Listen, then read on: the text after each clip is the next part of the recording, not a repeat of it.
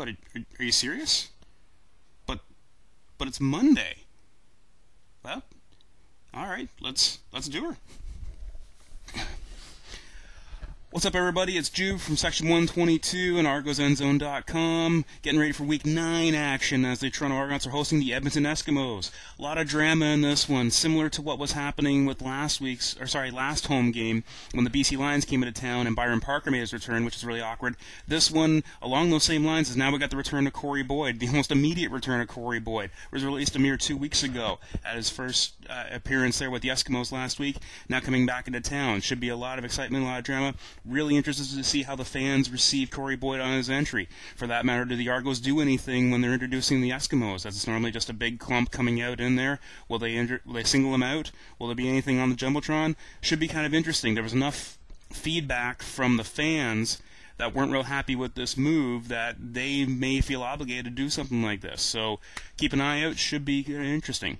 Speaking of interesting, this will be a rematch of the season opener that was in Edmonton, and it was more of a defensive struggle more than anything, as both offenses are feeling each other out. Week 9, though, we should see a little more scoring on both sides. Just kind of throwing it out there, of course. Along with Corey Boyd's return from the Eskimos, Stephen Giles will be coming back to Rogers Centre for the first time since the big trade that brought Ricky Ray to town. See if he's got a little something to prove as well. Ricky Ray, by the way, has already said that the first game felt more challenging for him as it was his first regular season game as an Argo as well. So he should be in a pretty good rhythm, and of course the fan support there for the double blue. Should be a heck of a game. It seems to me when these two get together, it's not a huge offensive shootout.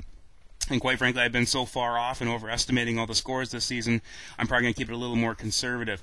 Speaking of conservative, we'll maybe see a little bit more of Chad Cackert this week, although we did go combined for 135 yards last week of total offense, which was solid.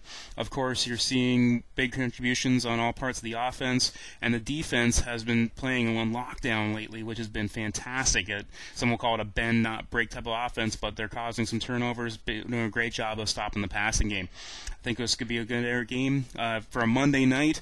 Bruce Springsteen, of course, pushing everything back a couple days. You got to step aside for the boss. We all know that. So I'm just going to throw a number out here. Let's go with a 17-13 win by our Toronto Argonauts. But at the same time, I'm going to wager that your Corey Boyd ends up going just shy of 100 yards with maybe a TD on the ground. Just that type of emotion coming out of that guy. Either way, a little bit rainy here right now. I'm assuming the dome is going to be closed, but it's going to be a fantastic show there in Toronto. And you know how we do over in Section 122? When we ride the rail, we ride it hard.